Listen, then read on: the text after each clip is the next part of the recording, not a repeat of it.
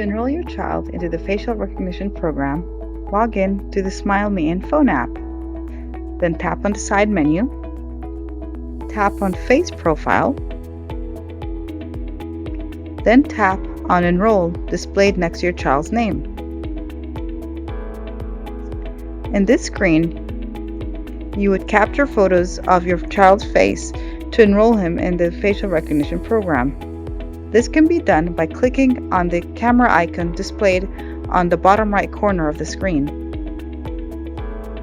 We strongly recommend you add at least 3 photos of your child. Each photo should clearly capture your child's face.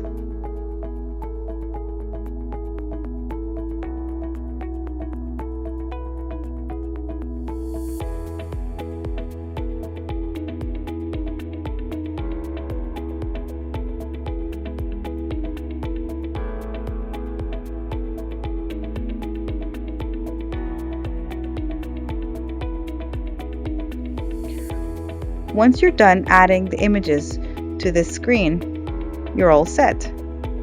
Your child is now enrolled into the facial recognition program. You can always go back to this screen to add additional training images or to delete some of the training images.